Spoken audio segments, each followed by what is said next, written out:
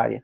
Esse é um evento promovido pelo curso de psicologia, pelo Centro Acadêmico, do curso de psicologia da Univale, e nós convidamos, então, para estar aqui com a gente, conversando sobre esse tema, o Armando de Lima Júnior. Ele é psicólogo pela Univale, nosso egresso do curso, mestrando em psicologia pela UFSC e membro do Laboratório de Psicologia Cognitiva Básica e Aplicada. Armando, seja bem-vindo também e sinta-se à vontade.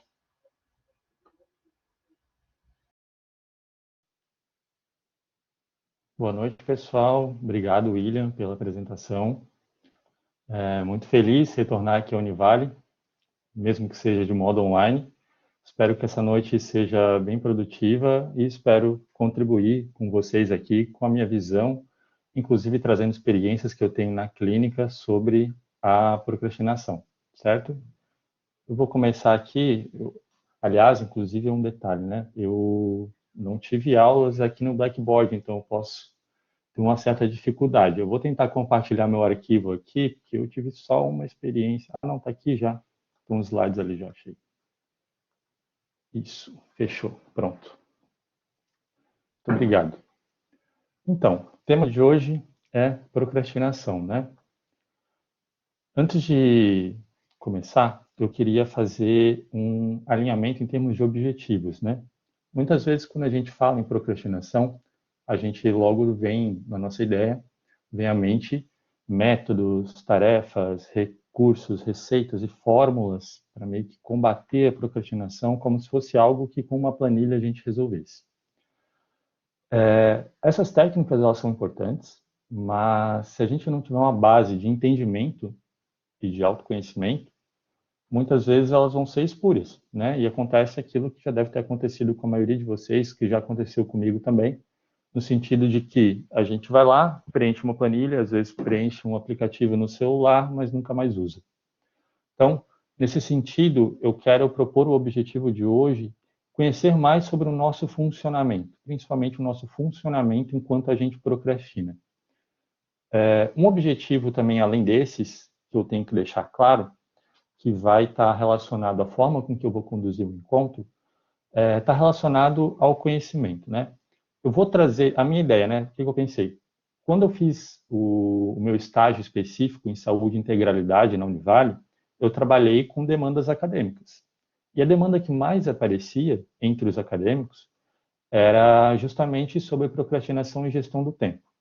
Por conta disso, eu imagino que esse tema é relevante para todos que estão assistindo hoje aqui, para aplicar nas próprias vidas, né? Então, eu trouxe um conteúdo voltado para um autoconhecimento mesmo, ou seja, para a gente se entender. Eu não trouxe um conteúdo para uma pessoa, por exemplo, que tem o interesse de investigar o tema. Eu não vou trazer uma ênfase muito grande na parte acadêmica e de pesquisa relacionada a essa temática, tá? Então, eu acho importante deixar claro assim, que o propósito de hoje é a gente conhecer mais sobre o nosso funcionamento enquanto a gente procrastina. Além desse objetivo, eu também tenho que fazer uma observação. Essa palestra aqui não é uma doutrinação em favor da produtividade, e eu acho esse um ponto mega importante que tem que estar claro para todo mundo.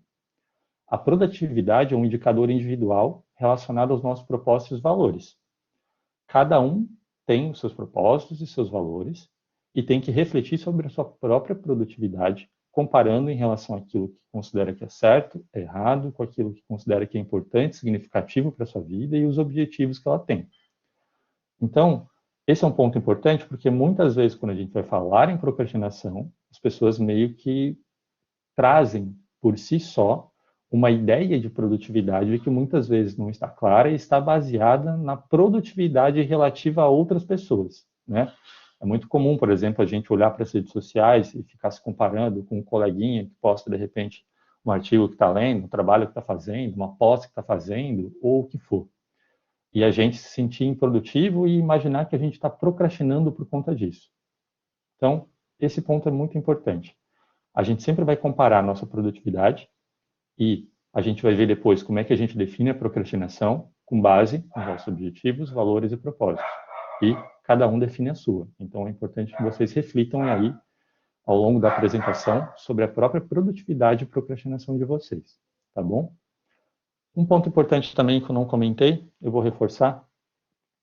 Eu vou falando, vou tentar trazer uma linguagem bem simples, eu não vou trazer tanto termo técnico, eu não vim aqui para dar aula, eu vim mais para refletir sobre o tema com vocês, mas a qualquer momento que vocês tiverem dúvidas, perguntas ou qualquer coisa desse tipo, vocês podem mandar ali no chat ou podem me interromper também, não tem problema, tudo bem? E também vou tentar deixar um espaço lá para o final para tirar dúvidas. Então vamos lá, começando. A estrutura que eu dei para a apresentação vai ser essa daqui. A gente vai falar o que é procrastinação, como ela acontece no cotidiano, como ela pode ser desenvolvida ao longo dos dias e, no final, dúvidas e perguntas que nem eu comentei. Então, o que é procrastinação? E aí, eu trago um exemplo hipotético aqui. Digamos que eu tenho uma planilha do trabalho para fazer e eu estou trabalhando de home office. Imaginem que eu troco essa planilha, né? Eu deixo de fazer essa planilha para fazer alguma dessas atividades aqui. Varrer a casa, ver Netflix, mandar e-mails do trabalho ou ver minhas redes sociais. Qual ou quais dessas tarefas seria um caso de procrastinação na percepção de vocês? Vocês podem responder ali no chat. B. Tá. Tá. Uhum. Todas. Uhum. Tá. Todas. D, B, D. Bem dividido, hein? Tá, vamos lá. Vamos ver então o que eu vou trazer aqui. A resposta é que depende. Resposta de psicólogo, típica. E por que que depende? Porque procrastinar é o ato de adiar uma tarefa importante que pode tornar mais provável a ocorrência de algum prejuízo. E aqui é o ponto importante. A ocorrência de algum prejuízo. Eu adiar uma tarefa simplesmente não significa que eu estou procrastinando. Então, a gente só olhar para aquelas tarefas ali não é suficiente para a gente definir se ela é um caso de procrastinação ou não. Então, assim, varrer a casa, ver Netflix, mandar e-mails do trabalho, ver minhas redes sociais, vai depender. Eu vou correr algum risco se eu deixar de fazer aquela planilha e deixar ela para depois? Se sim, qualquer uma dessas atividades pode ser procrastinação. Se não, nenhuma delas vai ser procrastinação. Então, depende muito dessa questão. E aí, como que eu posso saber, né, quando eu estou procrastinando? Primeiro, qual é a tarefa mais importante? Qual é a prioridade? Onde que eu vou colocar, eu vou alocar o meu comportamento? Onde que eu vou colocar o meu tempo? Tem tarefas que são importantes e que elas estão distribuídas ao longo do tempo. Por exemplo, a formação na faculdade, né? Então, tem várias aulas, dentro das aulas tem quer dizer, tem várias disciplinas, dentro das disciplinas tem as aulas, dentro das aulas tem avaliações, dentro das avaliações tem estudos. Então, tem vários processos e tarefas que se desenrolam ao longo do tempo para eu concluir uma tarefa importante.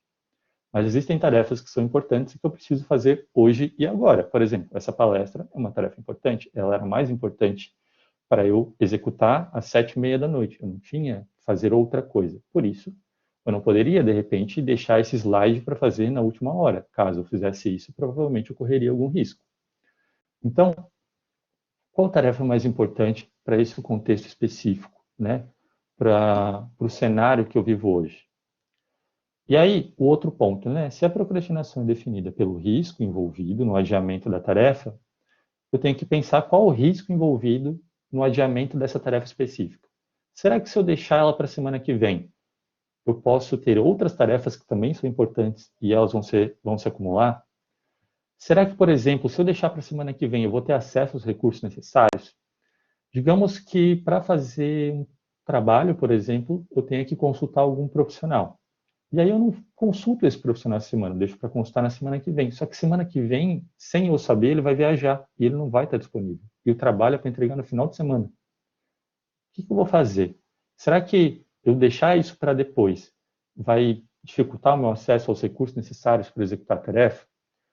Será que se eu deixar isso para depois, vai favorecer o sofrimento psicológico no processo? Será que se eu deixar para a semana que vem, por conta do acúmulo de tarefas, eu não vou me sentir estressado?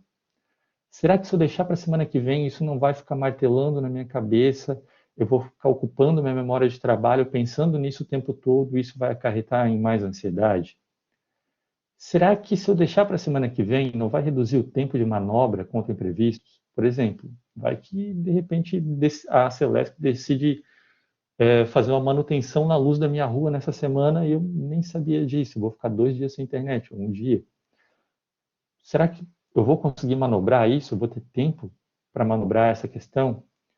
E, por fim, será que vai prejudicar a qualidade da entrega e aí, consequentemente, prejudicar, por exemplo, a nota que eu vou receber ou a avaliação do meu líder, por exemplo, na empresa onde eu trabalho? De que forma que esse adiamento pode me afetar? Esses são todos pontos que a gente tem que se perguntar. Claro, né, a gente não vai perguntar para cada tarefa que a gente vai adiar isso.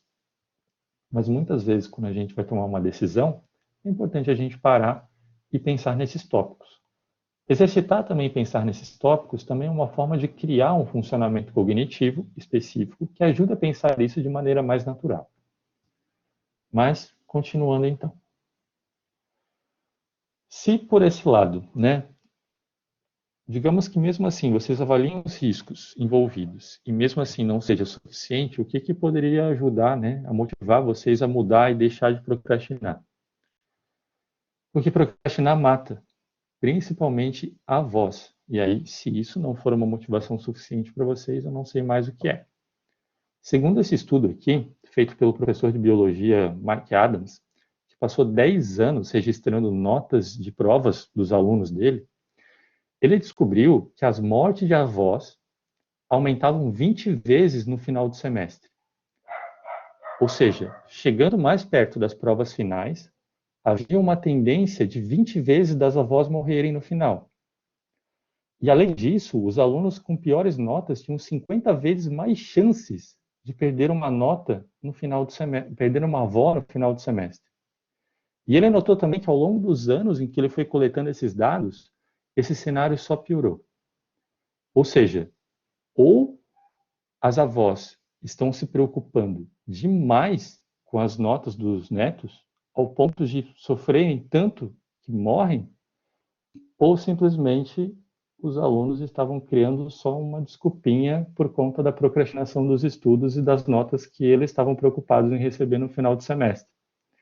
Então, assim, para não ter que matar nenhuma avó no final do semestre, ou correr o risco de levar uma nota ruim, talvez seja importante a gente cuidar com a procrastinação muitas vezes. Tá bom? Esse aqui é um estudo que é meio de zoeira, mas ele é sério também, porque esses dados aqui são reais. É óbvio, né?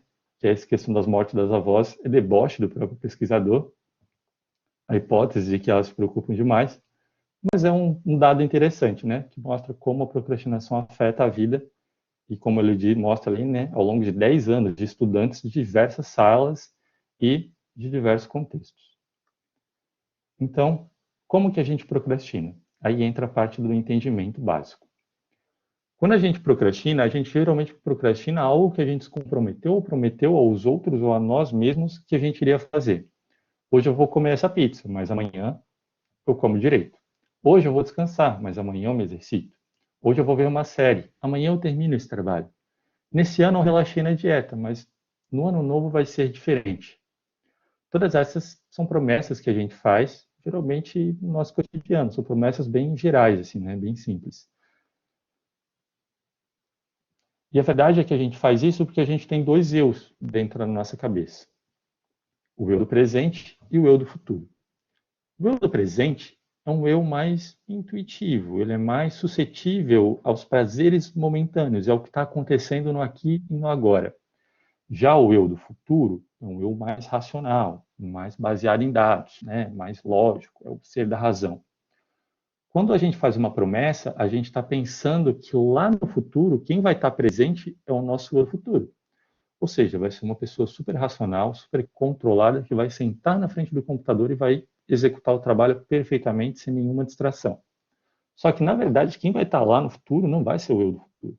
Vai ser o eu do presente, que é esse carinha mais malandro e tal, que, vou fazer depois. Poxa, olha aqui a notificação no WhatsApp, entre outras coisas. E a gente vai ficar sempre no meio desses dois. Um fazendo uma promessa do futuro, né, esperando que ele vai ser super racional lá, mas quando chega lá, na verdade é o outro eu que está presente, não o do futuro. Então, como eu comentei, o eu do futuro nos imagina como seres racionais e controlados, mas a verdade é que no presente tomamos decisões baseadas em sentimentos e motivações. Aqui eu tinha um vídeo para trazer para vocês, mas eu vou mandar para o pessoal do CA depois. É o vídeo do teste do marshmallow, talvez muitos de vocês já viram, que é simplesmente colocar crianças numa sala, oferecer um marshmallow para eles e pedir que eles se controlem durante um tempo para eles poderem ganhar outro marshmallow. E o que esse estudo mostra? Ele mostra que as crianças têm uma dificuldade gigantesca para não comer esse marshmallow enquanto eles estão sozinhos na sala. E é bem engraçado, inclusive, e eu recomendo que quem não viu veja, porque é bem divertido. O que ele mostra? Né? Ele mostra que, justamente, a gente tem uma dificuldade em controlar um ganho imediato, um prazer imediato, em detrimento de um ganho futuro. E isso tem um sentido de desenvolvimento para uma criança, já que o córtex pré-frontal de uma criança ele não está totalmente desenvolvido, e o córtex pré-frontal está relacionado com regiões, com processos cognitivos como o controle inibitório, que está relacionado ao nosso controle de impulso, mas, por outro lado, também está relacionado com processos evolutivos, que têm relação com a nossa história. Porque a gente tem uma tendência ao prazer imediato, e isso foi evolutivamente selecionado. Adquirir e estocar energia foi fundamental em um contexto, lá nos nossos antepassados caçadores e coletores, em que os recursos eram escassos e o ambiente mudava constantemente. Ou seja, estocar energia era muito importante. Então, se eu tinha alguma coisa nesse momento que fosse me dar um prazer imediato, eu tinha que aproveitar naquele momento e não deixar para depois. E com isso, a gente acabou criando dois sistemas mentais, que são eles, inclusive, que governam a nossa forma de pensar sobre o eu futuro e o eu do presente.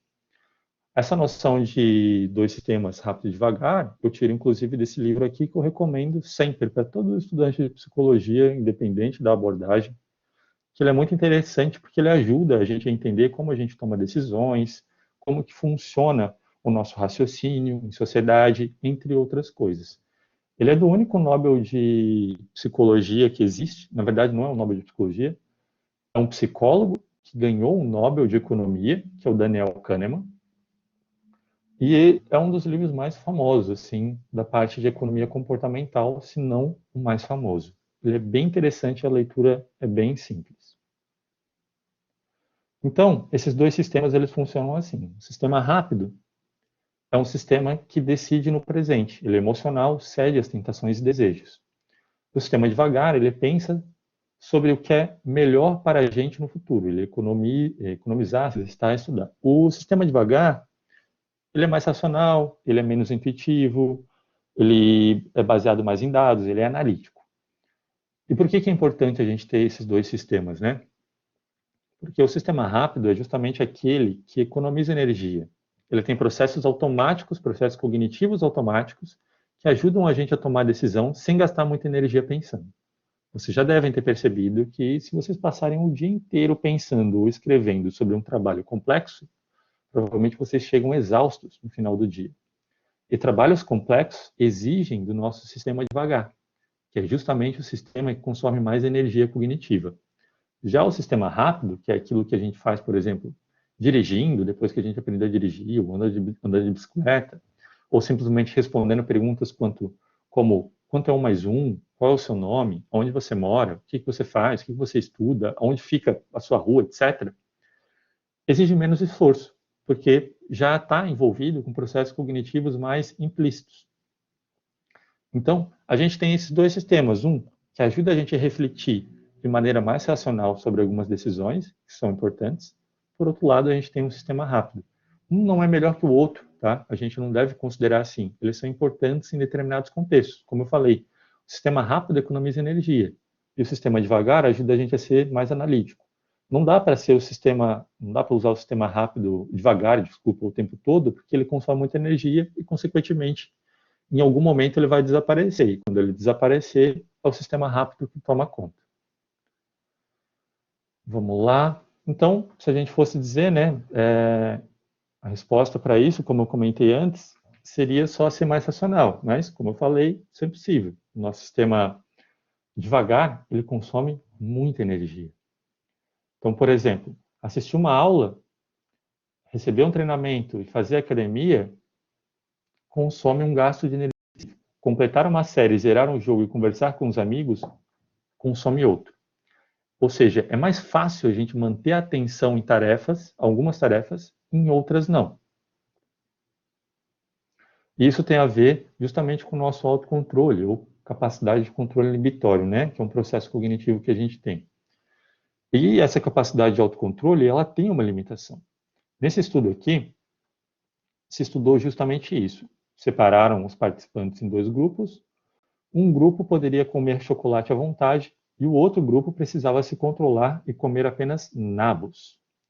Isso enquanto eles tinham tarefas para realizar. Eles tinham alguns processos para realizar, tarefas de grupo, e na sala de um dos grupos tinha chocolate à vontade. Na outra tinha chocolate, mas eles não podiam comer, eles podiam comer apenas nabos. O que eles identificaram nesse estudo? Que o segundo grupo desistia com mais facilidade das tarefas. Ou seja, quanto maior o esforço, mais difícil resistir às tentações. Quanto mais eles tinham que resistir a comer chocolates, menos autocontrole eles tinham para se manter nas tarefas que eram difíceis. E mais fácil era eles desistirem dessas tarefas. O contrário também é verdadeiro. Se a gente colocasse eles, provavelmente, para executar tarefas complexas e depois deixasse eles em uma sala com nabos e chocolate e falasse que eles não poderiam comer o chocolate, a tendência daquele grupo que passou por atividades mais cansativas de comer o chocolate seria muito maior do que aquele grupo que passou por atividades mais tranquilas. Então, a gente tem que considerar que o nosso autocontrole ele tem uma certa limitação. Além disso, a gente tem que considerar que emoções e relações sociais também são importantes. Nesse estudo aqui, eles também colocaram grupos para realizar atividades. Nessas atividades, algumas pessoas elas eram rejeitadas de propósito para ver o que acontecia em termos da produção das tarefas que eram passadas para elas. E o que eles descobriram? Descobriram que as pessoas rejeitadas na formação dos grupos desistiam mais fácil dos desafios e acabavam comendo mais cookies que estavam disponibilizados na sala.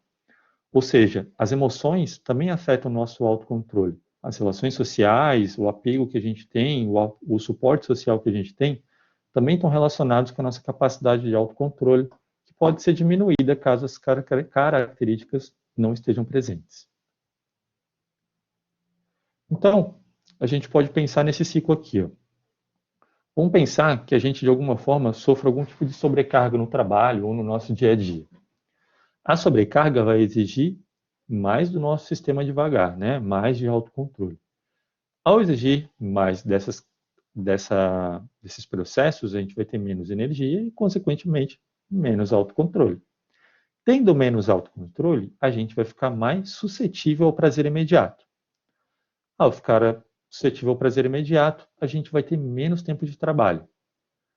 Menos tempo para fazer aquilo que a gente precisa fazer gera sobrecarga no trabalho. E assim a gente entra no ciclo vicioso.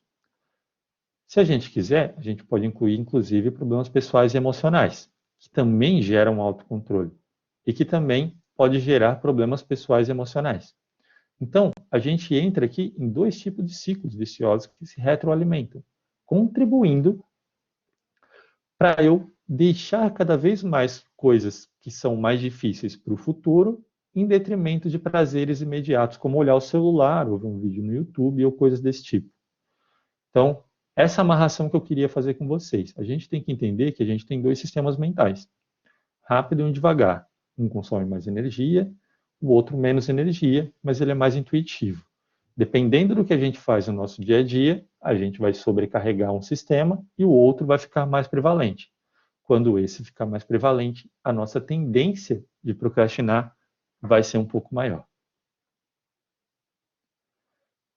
Mas o que acontece, né?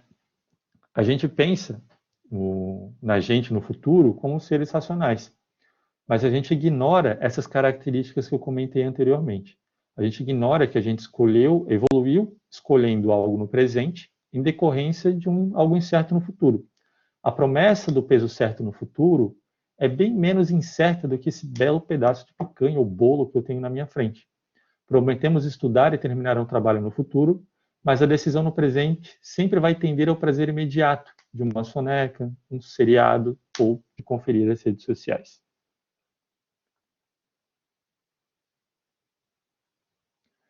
A gente precisa reconhecer a nossa impulsividade. E aqui eu já tenho uma recomendação de livro, mais uma recomendação de livro, que também é de economia comportamental, é do Dan Ariely. Inclusive, tanto o Dan Ariely quanto o Daniel Kahneman, eles têm TED Talks, que são bem interessantes para assistir. E aí, eu gosto de citar esse livro porque ele joga na nossa cara que a gente é irracional, né? Na verdade, Freud já dizia isso há muito tempo. Outros teóricos vieram contribuindo e atualmente o campo da economia comportamental se baseia muito na noção de que as nossas decisões não são baseadas em lógica, mas são muito mais intuitivas do que a gente imagina. E esse livro aqui explora muito bem isso, né? Como situações do dia a dia influenciam nas nossas decisões. E é a partir dele também que a gente vai pensar algumas coisas. A gente não pode confiar no nosso eu futuro, como a gente comentou antes. Então a gente tem que garantir que o nosso eu lá no futuro tenha um ambiente mais propício para agir de uma forma e não de outra. Por exemplo, se eu não quero gastar de cartão de crédito, eu não quero fazer compras e gastar além do necessário, melhor eu não andar com o cartão de crédito. Deixar de passar no mercado, lanchonete e shoppings depois do trabalho, por exemplo. Que pensa? Depois do trabalho é justamente quando o meu autocontrole vai estar diminuído. Se eu passo constantemente na frente de uma lanchonete e eu não deixo comida pronta em casa à noite, o que o meu sistema rápido vai fazer? Ele vai procurar sal, gordura e açúcar. E onde ele vai encontrar isso? Na lanchonete ou no iFood mais próximo. Tem casos de pessoas que, inclusive, excluiu o iFood do celular, é uma técnica de controle do nosso sistema rápido. Por quê? Porque para eu pedir uma comida no iFood é muito fácil. Agora, se eu tiver que abrir o computador, pedir pelo navegador, é muito mais complicado, exige muito mais passos do que simplesmente eu abrir um aplicativo. Outros pontos importantes. Definir um local de trabalho que não seja perto da TV ou cama, né? Quando possível, né? Isso também é um privilégio. Ter horários definidos para descansar, comer e se divertir. De novo, aqui não é um proselitismo em prol da produtividade. Não só porque a produtividade é um indicador relativo aos objetivos de cada um, mas também porque uma produtividade incansável e realista. Como a gente viu, o nosso autocontrole ele tem uma limitação, ele tem um limite. E se eu continuar trabalhando o tempo todo, uma hora ele vai embora. Então, eu preciso ter horários definidos para descansar, comer e me divertir, inclusive para ser produtivo. Porque se eu não tiver esses momentos, meu sistema cognitivo vai ser sobrecarregado e eu não vou conseguir executar as tarefas da forma com que eu quero. Outro ponto aqui importante, isso aqui é mais em termos de condicionamento quase que fisiológico, usar roupas específicas para cada atividade e momento do dia. Então, isso é uma forma de ensinar para o nosso corpo quando ele precisa estar desperto e quando ele pode estar mais relaxado. Ajuda tanto ao ser mais produtivo, mas também o momento certo de eu poder descansar. Outros pontos importantes. Tendo o meu propósito, eu tenho que decompor minhas metas em objetivos, decompor objetivos em atividades, decompor atividades em tarefas, decompor tarefas em ações e valorizar cada tarefa e ser reconhecido por elas. Então, não adianta eu imaginar um processo como um todo. Eu tenho que imaginar as partes dele. E, além disso, eu tenho que saber trabalhar com aquilo que eu consigo fazer, com o que eu posso fazer. Evitar me culpar com aquilo que eu não fiz, evitar me criticar com aquilo que eu não fiz, porque isso, inclusive, pode gerar uma sobrecarga emocional, como a gente viu anteriormente, e a sobrecarga emocional atrapalhar na minha produtividade. Mas eu posso aprender com o que não deu certo e me comprometer a realizar as atividades que eu preciso, baseado nos meus valores, metas e objetivos. Então, essas são algumas dicas do que a gente pode pensar em termos de facilitação para que o meu eu futuro ele tome decisões mais adequadas e de acordo com aquilo que eu quero, e não com aquilo que o contexto do futuro vai proporcionar para o meu eu. Mas não é só isso. A gente tem que pensar como que a gente constrói, muitas vezes, um padrão de procrastinação muito particular. E aí, eu estou olhando aqui para o tempo, a gente tem 20 minutos, eu vou dar uma aceleradinha, porque a gente, eu acho que está Praticamente passou um pouco da metade da apresentação. Então, vou dar uma acelerada. Aqui eu vou pular um pouco a nossa discussão em conjunto. Mas aqui, em geral, a gente vai olhar para essa imagem e a gente vai ter várias percepções. Vai ter um rosto aqui no meio, vai ter um tronco, vai ter, de repente, um camponês ali, algumas ovelhas. Vai ter muita coisa. Dependendo do ponto de vista, a gente vai ver de um jeito ou de outro. E isso acontece porque a gente está usando o nosso sistema rápido. O nosso sistema rápido, ele vai pegar nossas experiências do passado, coisas que a gente geralmente vai ver, e vai identificar elas de modo automático ali naquela situação, através de pensamentos, imagens, através da nossa percepção. E aqui também, ó, tentem dizer a cor das palavras mentalmente aí, a cor das palavras e não o que está escrito. Então, amarelo, vermelho, verde, azul, preto, verde, vermelho, azul e etc. Provavelmente você não tem a mesma dificuldade que eu tive. É muito mais difícil dizer a cor do que dizer o que está escrito. Por quê? Porque a gente aprende o tempo todo, diante desses símbolos, a ler o que está escrito, não dizer a cor. Vocês pegam um trabalho, vocês não ficam dizendo a letra está preta ou a letra está azul. Vocês dizem o que está escrito. Então, a tendência do sistema rápido de vocês é olhar para isso aqui e vir o impulso de ler a palavra vermelho, ao invés de dizer amarelo. E para conseguir fazer esse exercício, né, realizar essa tarefa, a gente tem que executar o nosso controle inibitório. A gente tem que usar o controle inibitório para dizer a cor da palavra e não o que está escrito. E para isso a gente precisa usar o nosso sistema devagar, que é esse sistema mais racional e controlado. Então a gente tem um cérebro com respostas pré-definidas, mas elas não surgiram ao acaso, né? E como assim respostas pré-definidas? Como eu comentei antes, a gente aprendeu a ler o que está escrito e não dizer a cor. E, consequentemente, esse aprendizado faz o nosso cérebro funcionar de uma maneira automática, com respostas pré-definidas para economizar energia, como a gente viu anteriormente. Então, a gente tem que entender como que essas respostas automáticas são criadas. E para isso, a gente pode recorrer, desculpem pessoal de outras abordagens, eu sou terapeuta cognitivo, então eu vou trazer o que faz parte da minha abordagem, que é uma análise cognitiva. A partir da nossa história de vida, a gente vai desenvolver crenças nucleares, que são visões que a gente tem sobre nós mesmos e os outros. Essas crenças vão desenvolver em nós regras, regras que vão ajudar a gente a viver a vida, a buscar padrões de comportamento que mantenham o nosso bem-estar cognitivo, digamos assim. Essas regras vão desenrolar estratégias comportamentais para lidar com elas e, consequentemente, também pensamentos automáticos desse nosso sistema rápido. Esses pensamentos vão gerar emoções, que vão gerar comportamentos, que vão gerar consequências que vão fazer parte da nossa história de vida, entrando num ciclo vicioso. Vicioso não, mas um ciclo comum, um ciclo da vida, natural. Parece meio complicado aqui, mas eu vou trazer exemplos para vocês. Eu vou trazer duas vias em que a procrastinação pode ocorrer. E são duas vias que eu vejo se apresentar muito na clínica, inclusive, através da ansiedade e do desânimo. Para isso, eu criei meio que dois casos baseados em experiências que eu tive na clínica, mas que não correspondem necessariamente a um caso específico que eu atendi, até para guardar o anonimato dos meus pacientes. Então, primeiro caso aqui é da via da ansiedade, né? A procrastinação acontecendo por meio da ansiedade. E aí eu vou trazer aquela análise cognitiva que eu comentei antes. Vou imaginar uma história em que uma pessoa ela cresceu num contexto de cobrança, crítica, rigidez, situações estressantes decorrentes de erros. Uma pessoa, por exemplo, que cresceu num contexto em que, para os pais dela, tudo que ela fazia e não era perfeito, os erros eram apontados. Agora, aquilo que ela fazia que não tinha nada de errado era tolerado, não fez mais que obrigação.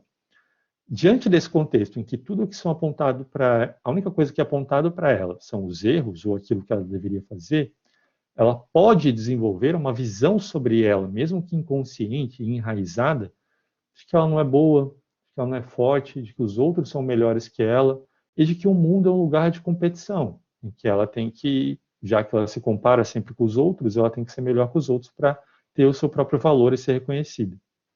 Para isso, para lidar com essas crenças, ela pode desenvolver algumas regras. como uma regra de que se não for perfeito, ela vai ser um fracasso, de que o suficiente não é o bastante, precisa ser perfeito, e que se ela não for reconhecida, ela não vai ter valor. Diante de uma situação em que ela tem um trabalho para realizar, baseado nesse histórico de vida, nessas crenças e regras, ela pode ter uma interpretação sobre esse trabalho de que precisa ser perfeito, de que vai ser muito difícil, porque, óbvio, ela pensa que tem que ser perfeito e muito mais complexo do que o necessário, de que ela vai falhar como sempre, já que, por conta dessa autocobrança dela, ela deixa tudo mais difícil, ela fica muito ansiosa, ela comete erros por desatenção, por conta da ansiedade, por conta de todo o passado dela, onde sempre apontavam erros para ela vai pensar que ela vai falhar como sempre e que ela será um fracasso, porque geralmente é assim que ela interpreta os erros. E diante dessas interpretações, ela vai acabar se sentindo ansiosa, nervosa e preocupada. Ao se sentir dessa forma, processos cognitivos como atenção, percepção, memória operacional vão ser prejudicados. A tendência dela, por exemplo, gaguejar numa apresentação, esquecer o que ela está falando, vai ser aumentada. Ela vai ter um nível de atenção muito maior para procurar erros e ela vai perceber mais erros. Quando isso acontecer, ela também vai acabar ficando mais ansiosa e entrando num ciclo vicioso de problemas. E aí, a tendência dela, nesse caso, vai ser sempre procrastinar. Por quê? Porque sempre vai ser muito difícil, vai ser sempre muito desagradável realizar os trabalhos. Um trabalho que é perfeito e que é difícil, eu deixo para depois, eu vou ficar muito mais vulnerável a algo mais imediato, mais tranquilizador. Por outro lado, a gente também tem a vida do desânimo, ou da tristeza. Agora vamos imaginar uma outra história, uma outra construção cognitiva. Imagine uma pessoa que vive num contexto de pouco contato social e afeto, de situações estressantes decorrentes de negligência ou baixo contato social, uma pessoa que teve os pais geralmente negligenciaram, ela não teve muito amigos, ela pode desenvolver crenças diante desse cenário, inconscientes, enraizadas, de que ela não tem valor, de que ela não merece ser amada, de que as pessoas são mais interessantes que ela e de que o mundo é um lugar solitário. E ela pode desenvolver regras de que se é o que ela não fizer, não vai ter valor, de que se ela não falar direito, ela não vai ser reconhecida e que ela precisa se destacar, ou senão ela será esquecida. Diante de um trabalho para realizar, ela começa a pensar que ela precisa se destacar, que ela vai ser julgada, que ela não vai fazer nada certo, que ninguém vai valorizar o trabalho dela. Ao pensar dessa forma, ela se sente triste, desanimada e com preguiça. E a chance de procrastinar também aumenta. Por que eu gosto de trazer esses exemplos? Para mostrar que a procrastinação não é só uma situação que acontece aqui e agora, não é simplesmente eu deixar de fazer porque eu quero. Tem um background que pode contribuir por isso. Às vezes é sim, eu deixar de fazer porque eu não quero, mas às vezes não, às vezes tem algo mais profundo por trás disso, que não se resolve simplesmente com uma tabela ou usando o Trello ou uma agenda. Então, regras que geralmente estão relacionadas com a procrastinação. Necessidade de estar sempre no controle. Pensamentos do tipo, as coisas devem ser feitas do meu jeito. Eu não deveria ter que fazer as coisas que eu não quero fazer, ou só porque alguém diz. Busca por prazer ou sensações prazerosas. Ou seja, a vida é curta demais para eu estar fazendo coisa chata ou difícil. A diversão e o bem-estar têm que ser prioridade na minha vida. Medo, fracasso ou reprovação. Eu devo fazer as coisas perfeitas, senão vou ser um fracasso. Os outros vão pensar mal de mim se eu não for bem nisso. Medo de incerteza, como eu devo ter certeza do que vai acontecer. E se for ruim? E se não der certo? Eu estou muito bem do jeito que eu estou aqui, eu não vou me arriscar, vai que dá errado. Baixa autoconfiança, eu não posso fazer isso porque eu não sou bom o suficiente, eu sou muito incapaz, eu me sinto inadequado. Sem energia, eu não posso fazer as coisas quando eu estou estressado, cansado, desmotivado. Eu tenho que me sentir melhor para focar nesse projeto. Quando eu estiver me sentindo melhor, eu começo a dar alguns passos. E aí, a gente tem que começar a separar as coisas, principalmente quando esses pensamentos estão atrapalhando a gente de alcançar coisas significativas que nós mesmos definimos, né? Então, a gente tem que separar o que são fatos e interpretações que não ajudam. Por exemplo, um fato, eu posso estar realmente cansado, Mas não é um fato que é melhor eu fazer depois, quando eu estiver descansado. Essa interpretação não vai me ajudar. Eu vou perder o prazo, eu vou poder perder o prazer do momento. E aí eu penso que eu posso esperar até que eu não tenho nada melhor para fazer. Eu não tenho tudo o que eu preciso. E aí eu penso que eu vou esperar até que eu tenha. Eu não tenho bastante tempo, então eu tenho bastante tempo, então não preciso começar agora. Eu tenho outras coisas para fazer. Então eu vou começar isso quando terminar outras coisas. Fatos é aquilo que está acontecendo que qualquer um poderia dizer e concordar com você. Interpretações são avaliações que a gente faz desses fatos. E essas aqui são exemplos de interpretações que não ajudam a gente a superar a procrastinação ou colocar coisas importantes que a gente define em prática. Então, o que a gente pode fazer? Primeiro, desafiando nossas próprias conclusões. Que evidências que eu tenho para acreditar que é melhor eu adiar a tarefa? Será que a longo prazo eu terei mesmo mais vantagens se eu adiar essa tarefa? Ou será que eu vou me colocar em risco, de acordo com aquelas perguntas que eu falei lá no começo, quando a gente definiu o que era procrastinação? Será que eu não posso iniciar dando pequenos passos agora? E se eu iniciar a tarefa, o que vai acontecer? Como que eu vou me sentir se eu der um pequeno passo? Agora, se eu não fizer nada, o que pode acontecer? E como que eu vou me sentir se eu não fizer nada? São perguntas que a gente tem que fazer para questionar essas conclusões, né? Essas interpretações aqui, que não ajudam a gente. E aí, que outras interpretações que a gente pode ter? O fato, eu estou cansado, mas eu ainda posso fazer uma pequena parte agora.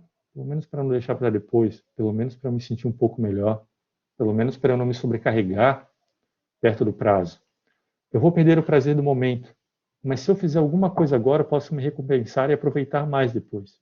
Vocês todos já devem ter passado pela situação de deixar de fazer alguma coisa, que é importante, para se divertir ou descansar.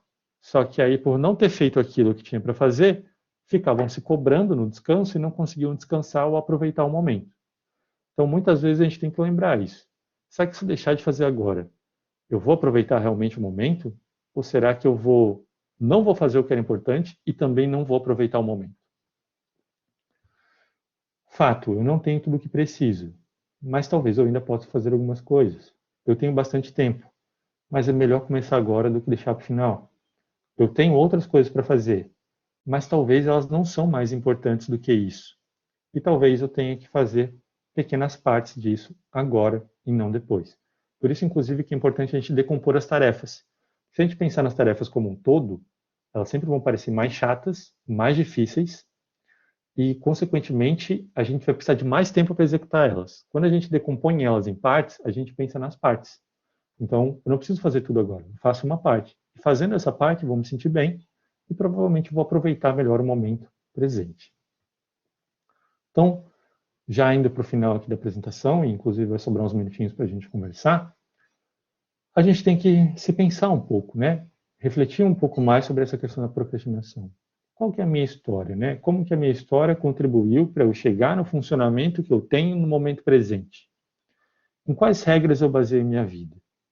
Autocobrança, perfeccionismo, tentar agradar os outros, ter medo do improvável, do desconhecido. O quê? O que geralmente governa o meu comportamento? Onde e com quem eu aprendi essas regras? Onde eu aprendi essa maneira de viver a vida para me sentir bem? Quais são os meus valores? Em que eu baseio as minhas ações? E por que essas questões são importantes? Ana Paula, você perguntou se os slides serão enviados. Sim, eu já disponibilizei para o CAPS e ele vai ser disponibilizado em PDF para vocês depois. Show. A visão que eu tenho do mundo, será que ela é realista? Será que esses pensamentos que eu tenho, por exemplo, sobre a procrastinação, sobre mim e sobre os outros são realistas? Será que eles me ajudam? Será que as regras que eu aprendi no passado se aplicam hoje? Será que só porque no passado, lá atrás, usando o exemplo que eu dei do meu paciente, que os pais apontavam só os erros, será que todas as pessoas no presente são como os pais?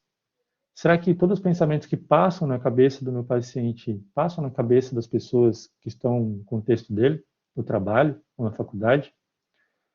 Será que o funcionamento que eu tenho atualmente me traz prejuízos, tanto em termos de sofrimento, quanto em termos funcionais, na minha produtividade acadêmica, profissional, nas minhas relações sociais? Será que eu consigo me conhecer e entender esse processo sem ajuda profissional? Será que eu consigo modificar essas relações sem ajuda profissional? Então, são todos pontos a se levantar para a gente pensar um pouco, refletir um pouco mais sobre a gente e também sair um pouco daquelas respostas prontas para lidar com a procrastinação. E aí, deixando uma frasezinha aqui do Aaron Beck, que eu gosto muito: se nossos pensamentos forem limpos e claros, estaremos melhor preparados para alcançar nossos objetivos.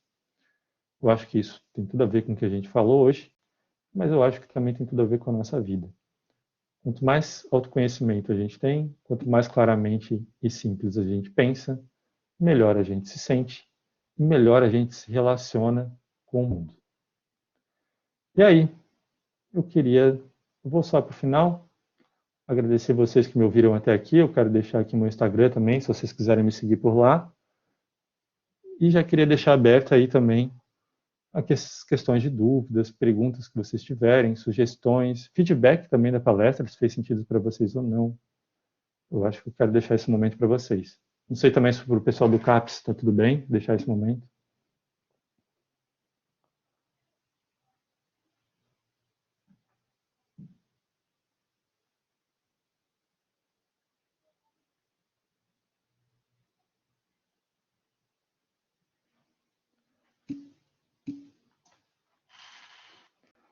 Então fica aberto aí, pessoal. É o momento de vocês. Não procrastinem as perguntas.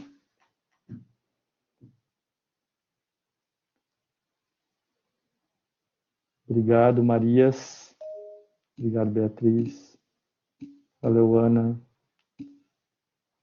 O Alex perguntou se eu sou behaviorista. Não, não sou behaviorista, eu sou mentalista. Sou cognitivista. Tá? A Jéssica perguntou como lidar com a falta de concentração. Então, a concentração, eu acho que vai depender da causa do problema de concentração.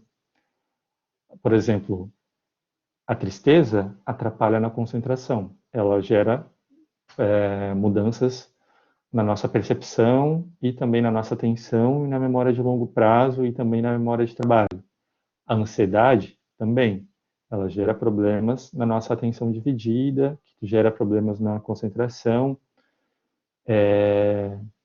O cansaço, o estresse também geram problemas de concentração. Então, vai depender muito do que está gerando esse problema de concentração. Eu acho que o primeiro passo para a gente lidar com o problema de concentração é entender justamente o que está atrapalhando nesses fatores. E, geralmente, problemas de concentração se resolvem analisando isso, e aí o que vai ajudar a resolver o problema vai depender de qual é o problema, né? A ansiedade, e aí cada problema também vai ter que ter uma investigação específica. Tem coisas que vão ser muito pontuais, que uma técnica de relaxamento para a ansiedade vai resolver, que uma ativação comportamental e uma gestão do tempo na tristeza vai resolver, ou no estresse.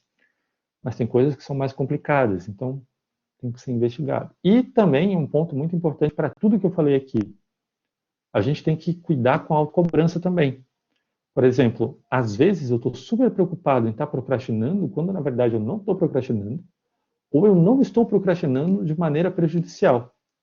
Às vezes eu acho que eu estou procrastinando, eu fico super preocupado, me cobrando, mas na verdade a minha procrastinação é comum, faz parte da minha vida, não me atrapalha tanto assim, e eu só estou querendo seguir um rígido padrão em que eu não me permito deixar alguma coisa para depois.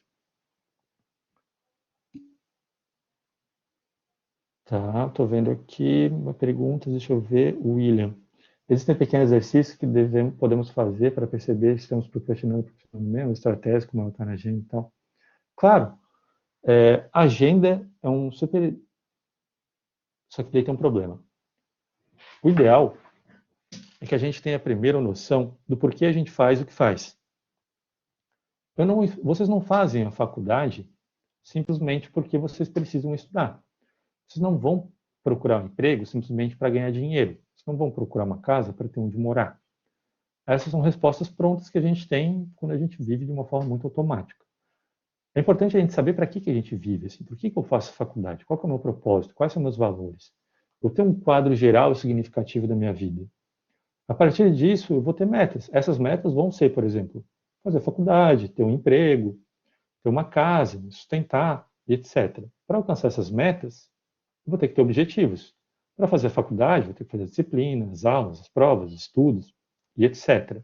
Que também vai contribuir para ter um emprego depois. E aí, todas essas tarefas, elas têm que ser distribuídas no tempo e priorizadas. Por exemplo, eu sempre fui uma pessoa que gostou de psicologia cognitiva, neurociência, comportamental, filosofia, ansiedade. Então, na graduação, eu tinha muitas disciplinas. Só que, assim, o tempo é finito. Não tem como eu dar conta e tirar nota 10 em todas, ou ser bom em todas. Então, eu tinha que priorizar aonde eu ia colocar mais energia e onde eu ia colocar menos. A agenda, ela também serve para isso. Para eu saber, por exemplo, que, pô, para essa disciplina aqui, eu acho que eu vou fazer só o básico, tá? Uma notinha 7 ali, um 6 para passar. Vou fazer só o necessário, está suficiente, porque está de acordo com meus propósitos e prioridades. Agora, essa disciplina aqui é importante, essa aqui eu vou gastar um tempinho a mais. Então, usar a agenda não deve ser feita também de uma forma muito, digamos, produtivista, em que eu coloque tudo ali, simplesmente. Eu tenho que ter clareza sobre o que eu coloco na agenda para eu conseguir priorizar. Só que é importante eu colocar na agenda, quando eu colocar, tudo aquilo que eu faço. Quando eu saio de casa, quando eu escovo o dente, quando eu como, quando eu tomo banho, quando eu descanso, quando eu faço um trabalho, quando eu estudo, quando eu fico até nas redes sociais. Pelo menos uma vez na vida. Por quê? Porque quando a gente faz isso, a gente percebe como a gente estima mal o tempo. Que só quando a gente coloca todos esses detalhes, a gente vai ver que vai faltar tempo no dia. E quando a gente vê que falta tempo no dia, aí a gente vai ter que recorrer àquilo que eu falei. Quais são as minhas prioridades? Se falta tempo, aonde que eu tenho que deixar o meu tempo para atender aquilo que é mais importante para mim? Deixa eu ver ali, tem mais uma pergunta. O que leva uma pessoa que procrastinava demais a uma produtividade tóxica? Eu acho que tudo isso que eu comentei de não ter clareza, por exemplo, sobre os seus próprios propósitos, objetivos, metas e valores. Por exemplo, isso aconteceu com uma amiga minha esses dias. Ela estava começando a atender agora e ela estava começando no Instagram e estava produzindo conteúdo e ela ficou super desanimada. E ela estava produzindo muito conteúdo. E ela acordou um dia e falou para mim: eu acordei, eu estava fazendo altos conteúdo, trabalhando aqui igual uma condenada, fazendo tudo referenciado, e aí meu post não tinha 30 likes. De repente eu acordo, vejo um coaching falando um monte de besteira, com 1 milhão de seguidores, recebendo um monte de reconhecimento. E aí eu perguntei para ela: ok, mas tu está se comparando com a pessoa certa? Será que ele tem os mesmos objetivos que você? Será que ele quer chegar no mesmo lugar que você? Por que você está produzindo conteúdo? Para que você precisa disso? Eu acho que isso ajuda a gente a não cair nessas comparações, ajuda a gente a não entrar nesse ritmo de produtividade tóxica que tem a ver justamente com uma produtividade irrefletida, sem caminho nenhum, simplesmente para ter números, o que for. Então, ter consciência sobre essas coisas ajuda a gente a justamente pensar sobre o que é importante para mim e qual desempenho eu preciso ter. Tá? Deixa eu ver aqui. Você recomendou a criação de um roteiro diário a fim de tentar policiar o seu comportamento procrastinador, negócio gerenciador de tempo. Tá. Você recomenda a criação do roteiro diário a fim de tentar policiar? Eu recomendo, mas eu também recomendo assim, você tentar entender se a tua procrastinação é realmente real ou é uma autocobrança. Eu fico muito preocupado quando a gente tenta controlar demais a procrastinação no presente e esse controle excessivo não seja reflexo de uma autocobrança excessiva. Claro que eu não te conheço, tal, é uma questão individual para te pensar, é só uma reflexão que eu estou levantando. Se não, se é algo só para te ajudar a tornar as coisas mais fluídas e mais leves no cotidiano, eu acho que sim. Um roteiro diário, uma agenda é super importante, uma lista de tarefas vai te ajudar muito, muito legal. Leonardo, você trouxe questões sobre interpretações que ajudam. E quando montamos um contra-argumento para essas interpretações que favorecem a procrastinação, podemos adotar outra estratégia ou ficamos nesse jogo de interpretações dos fatos? Quando...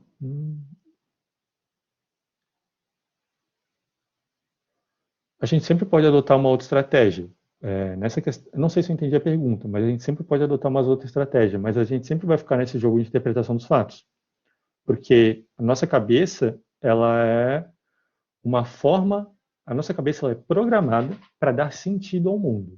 E ela vai dar sentido ao mundo através de interpretações, crenças e regras.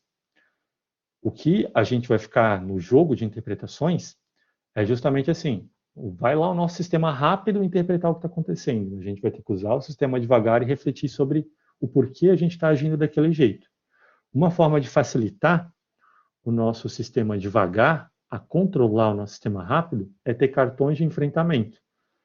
Tem pessoas, por exemplo, que podem se favorecer de ter aquela tabelinha que eu peguei ali impressa, ou simplesmente numa imagenzinha em uma conversa de celular. Se ela estiver super procrastinando as coisas, ela abre antes de iniciar o dia e olha para aquelas frases ali.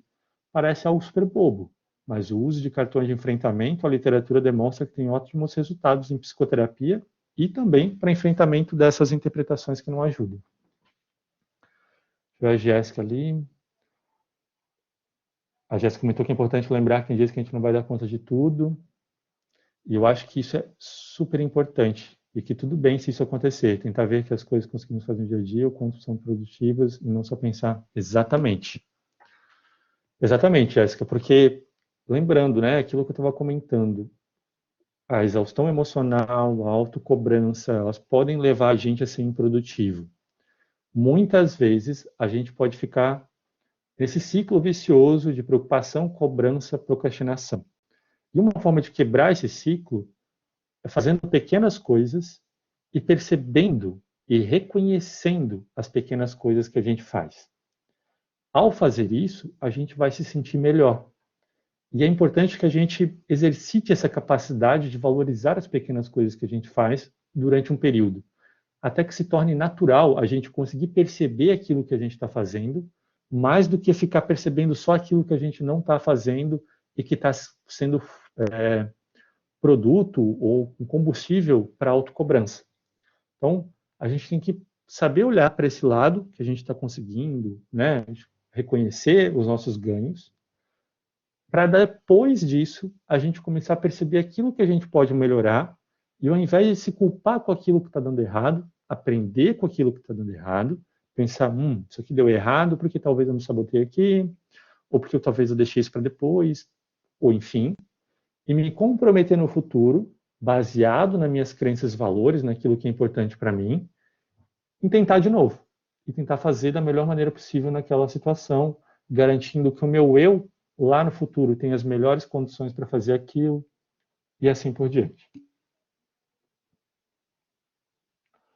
Alguma dica para vencer a barreira, o medo de começar algum trabalho difícil? O medo, a ansiedade, o medo são baseadas numa percepção de risco e perigo.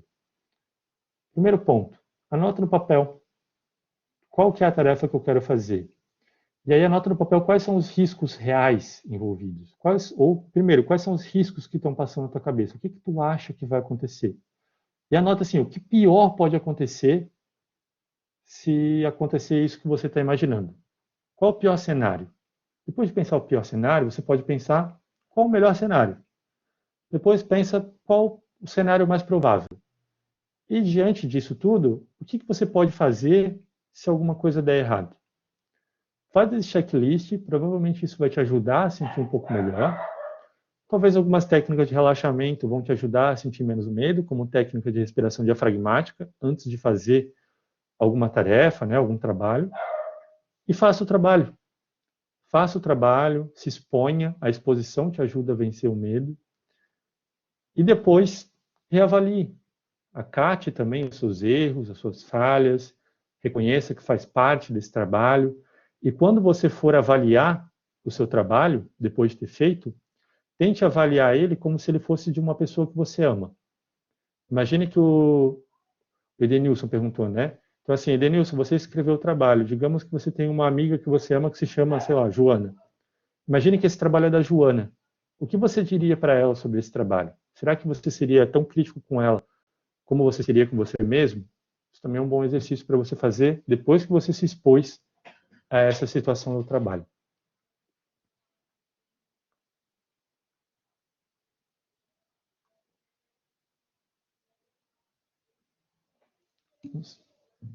Legal. Espero ter ajudado aí com as dúvidas de vocês. Eu adorei os comentários também, foi muito bom. Obrigado, Jéssica.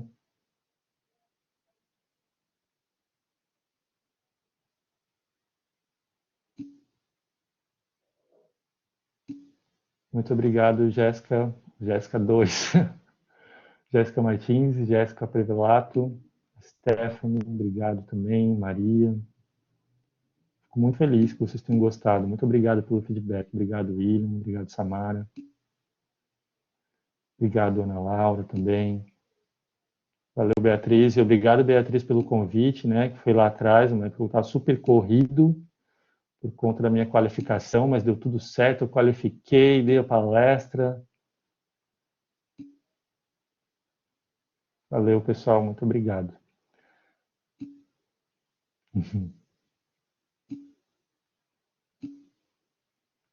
Valeu, Leonardo. Obrigado pelo feedback do Insta. Feliz que você goste.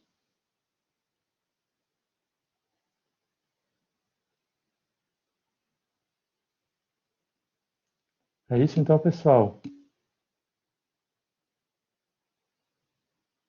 Trabalhar o dia todo sem contato com a internet. Tem como conciliar essa graduação?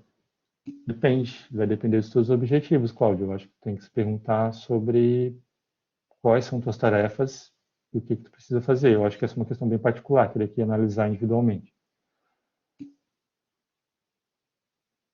Legal. Obrigado, Carla. Obrigado, Fernanda, também.